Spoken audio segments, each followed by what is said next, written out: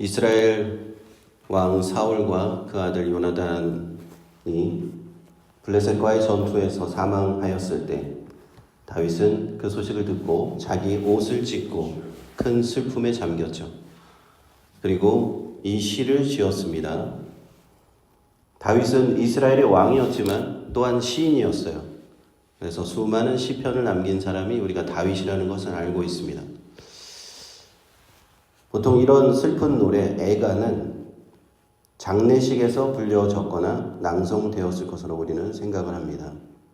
우리도 미국에서 이제 장례식을 가보면 조사하는 시간이 있잖아요. 그래서 자녀 중에 한 사람이 손자, 손녀가 될 수도 있고 자신이 기억하는 부모님이나 할아버지, 할머니에 대한 추억과 감사의 마음, 그리운 마음 이런 것을 이야기하는 그런 경우가 있지 않습니까?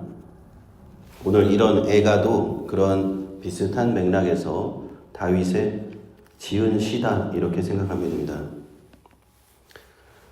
한번 19절 보시면 이스라엘아 너의 영광이 산 위에서 죽임을 아니죠. 17절입니다. 다윗이 이 슬픈 노래로 사울과 그 아들 요나단을 조상하고 거기서부터 시작하는데 20절에 보니까 이 일을 가드에도 고하지 말며 아스글론 거리에도 전파하지 말지어다. 블레셋 사람의 딸들이 즐거워할까? 할례받지 못한 자의 딸들이 개가를 부를까 염려로다 라고 되어 있습니다.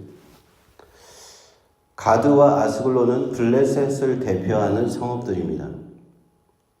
그 블레셋을 대표하는 성읍들이 그 딸들이 에게 전파되지 않도록 이 사울과 요나단의 죽음이 전파되지 않기를 다윗은 원한다라면서 이렇게 시를 지은 것이죠.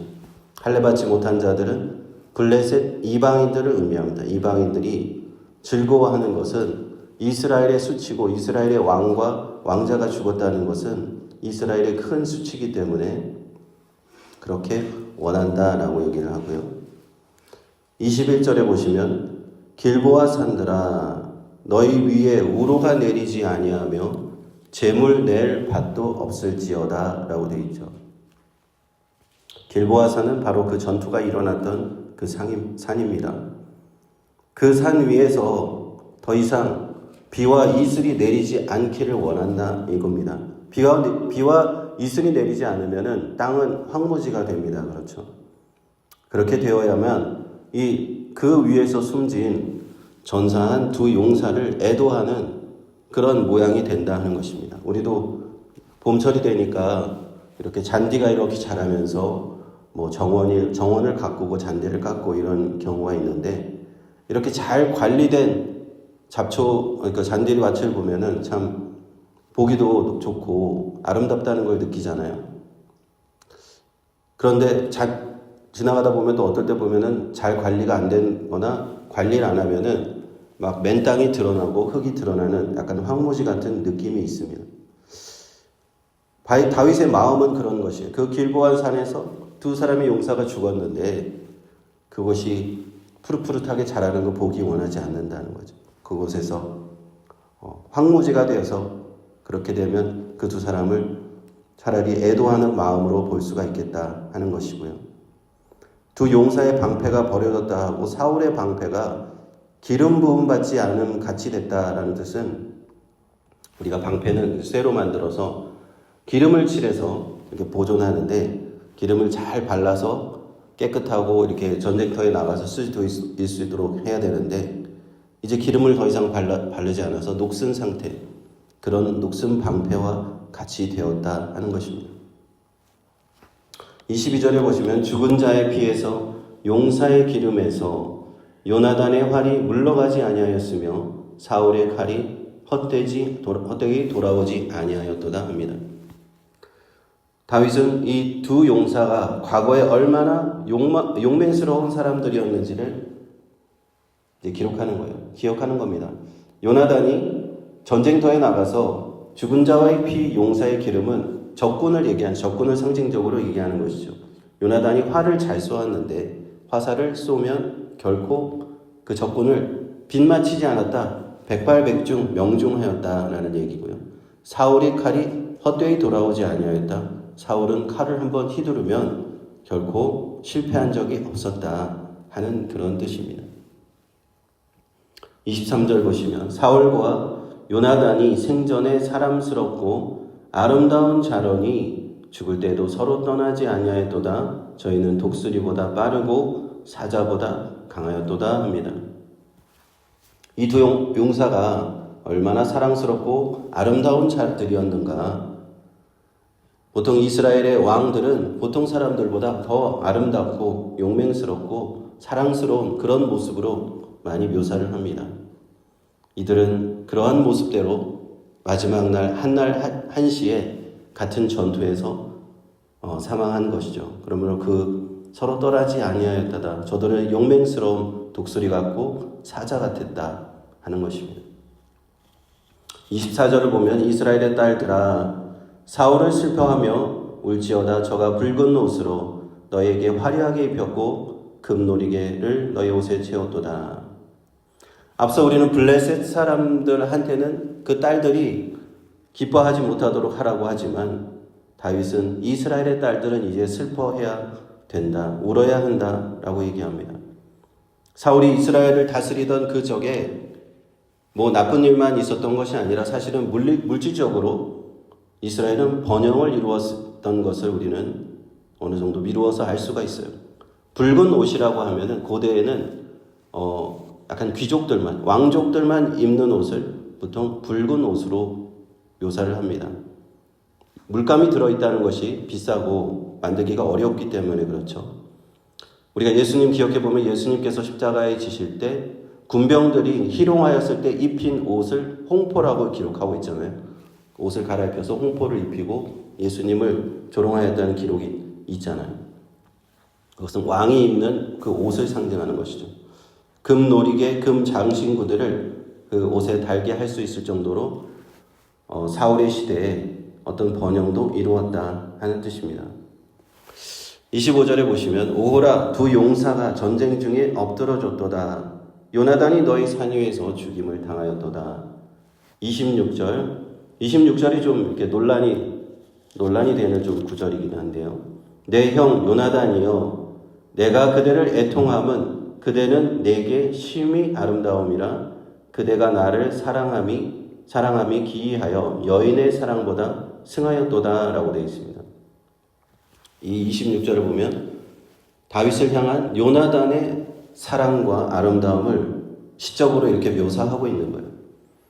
그런데 최근 들어서 그 사회가 동성애를 옹호하는 사회로 바뀌다 보니까 일부 사람들이 이 구절을 가지고 다윗과 요나단이 동성애자였다라고 주장하는 사람들이 있습니다. 저도 그런 사람을 만나본 적이 있어요. 성경에 다윗과 요나단도 동성애였다. 아니 그런 구절이 어디 있냐고 내가 물어보니까 이 구절을 딱 얘기하는 거예요. 그런데요, 그들은 뭔가 좀 착각을 하는 게 있어요. 우리가 지금 자기들의 생각 가지고 성경을 이렇게 보니까 자기들 마음대로 해석하게 되는 것이거든요. 근데 전체적인 맥락에서 이 다윗과 요나단의 전체적인 맥락에서 그 사람들의 삶을 이렇게 들여다보면 절대로 그렇게 해석할 수가 없는 구절입니다. 간단히 말해서 우리 다윗이 아내를 여러 명 두었다는 걸 우리는 잘 알고 있죠.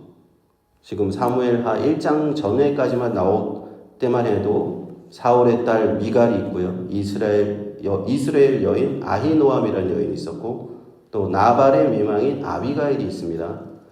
또 우리가 잘 아는 나중에 그 바세바 사건도 있죠.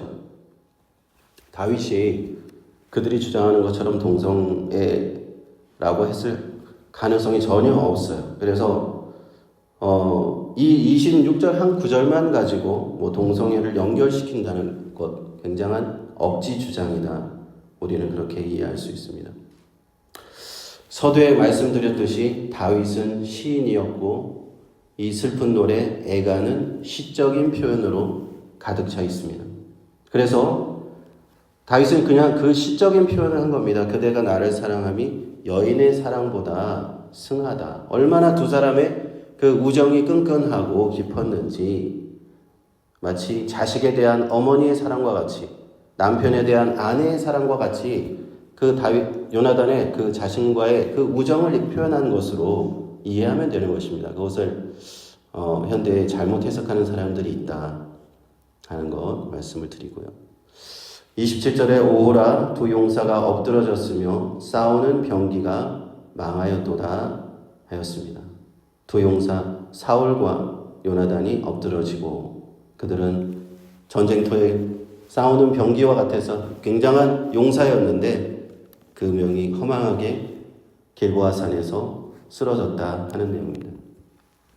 우리가 이스라엘에 많은 서정시가 있었는데요. 다윗도 많은 시편을 지었고 서정시 가운데서도 오늘 본문 말씀 다윗의 애가는 굉장히 수준 높은 애가로서 평가를 받고 있습니다. 문학적인 장르로서 장례식에서 불려졌거나 노래가 되었거나 그런 특수한 장르에 이렇게 속하는데 우리는 그럼에도 불구하고 이 애가를 해석할 때 이스라엘 하나님 여호와 하나님의 신앙적인 관점에서 또 우리는 이해할 필요가 있어요. 그냥 단순히 전투에서 져서 사울과 요나단이 죽었다라고 생각하는 것보다는 신앙적인 관점에서 봤을 때 하나님의 역사, 하나님의 섭리가 거기에 들어있다 하는 것입니다. 이스라엘이 패배할 수밖에 없고 하나님께서 사울의 그 가문을 심판하셨다라는 하나님의 섭리가 거기 있습니다. 다윗도 그것을 알고 있어요. 하나님께서 결국에는 사울 왕의 그 불순종, 하나님에 대한 거듭된 불순종으로 결과로 이렇게 심판하셨구나. 그것을 잘 알고 있지만 다윗은요, 사울에 대해서 그의 악행을 막 나열한다든지 악행을 비난한다든지 그런 말을 하지 않고 이렇게 아름다운 시를 지어서 바치는 거예요. 그 이스라엘의 초대 왕이었던 사울 왕에 대한 그 예우를 끝까지 소홀하지 않는 다윗의 모습을 우리는 볼 수 있습니다. 자신이 원수였다고 해서 나를 죽이려고 했던 그 사울 왕이라고 해서 그 사람이 죽었다고 해서 기뻐하거나 그러지 않는 거예요.